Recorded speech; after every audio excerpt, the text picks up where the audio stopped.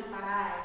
Pada kesempatan kali ini, tantangan literasi bulan Februari, saya akan mereview sebuah buku mengenai seorang sosok besar di Indonesia, yaitu seorang jenderal yang tetap gigih memperjuangkan kemerdekaan Indonesia walaupun pada saat itu beliau sedang dalam keadaan sakit.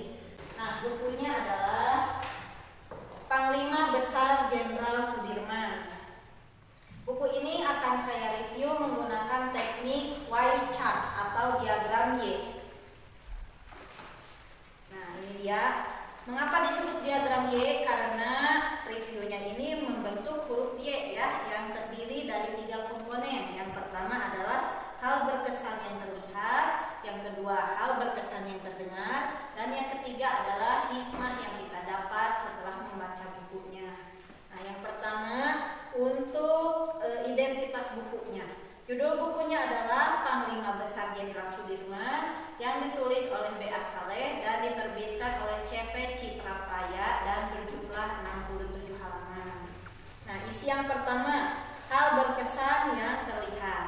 Dari buku ini kita dapat mengetahui bahwa Jenderal Sudirman lahir pada 24 Januari 1916 dari pasangan suami istri rakyat biasa.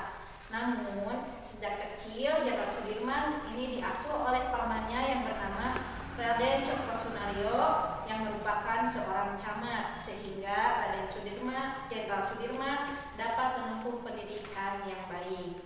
Nah, pada awalnya Jenderal Sudirman ini berprofesi sebagai seorang guru di Muhammadiyah daerah Cilacap. Namun akibat ketekunannya, keteladanannya, beliau sangat dihargai oleh masyarakat sekitar dan akhirnya diangkat menjadi seorang kepala sekolah walaupun tanpa ijazah keguruan karena beliau terkendala masalah biaya ketika menyelesaikan pendidikannya di Quick School.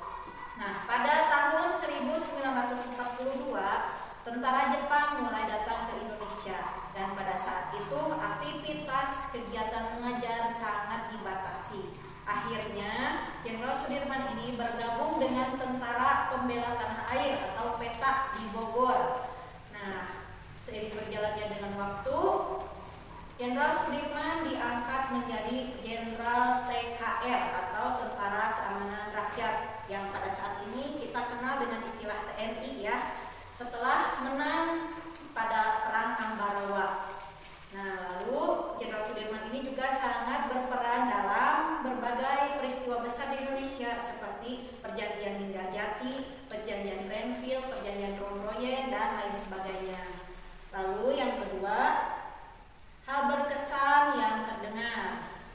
Pada saat agresi militer Belanda kedua, Jenderal Sudirman sempat dilarang untuk ikut berperang oleh Presiden Soekarno karena keadaan kesehatannya yang kurang baik pada saat itu. Namun, Jenderal Sudirman mengancam kepada Presiden Soekarno untuk turun dari jabatannya sebagai seorang jenderal jika beliau tetap dilarang. Akhirnya beliau pun ikut berperang.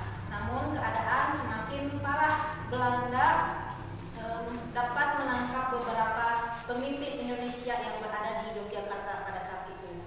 Akhirnya atas saran dari Dokter Jenderal Sudirman, ia pun meninggalkan daerah Yogyakarta dan memilih untuk melawan Belanda dengan cara bergerilya. Nah, gerilya ini adalah strategi perang di mana beliau melawan Belanda dengan cara berpindah-pindah mengelilingi Pulau Jawa. Tujuannya adalah untuk memecah konsentrasi musuh. Nah, setelah kurang lebih 7 bulan berperang secara gerilya, akhirnya Jenderal Sudirman dipanggil lagi oleh Presiden Soekarno untuk kembali ke Yogyakarta karena perang sudah usai dan Belanda pun sudah mengakui kemerdekaan Indonesia.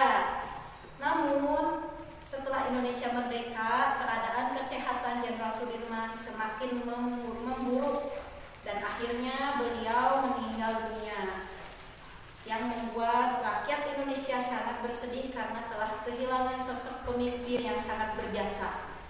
Sehingga rakyat pun berbondong-bondong datang menghadiri pemakaman Jenderal Sudirman. Nah, berita tentang kepergian Jenderal Sudirman ini juga diberitakan dalam radio RRI pada saat itu. Nah, lalu hikmah yang kita dapat setelah mempelajari atau membaca buku ini adalah kita sebagai bangsa Indonesia harus memiliki semangat cinta tanah air yang sama besarnya seperti Jenderal Sudirman.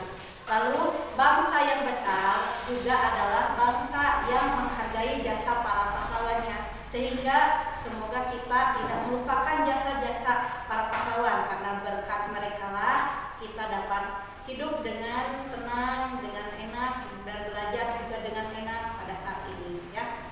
Nah, sekian yang dapat saya sampaikan. Mohon maaf apabila banyak kesalahan. Wassalamualaikum warahmatullahi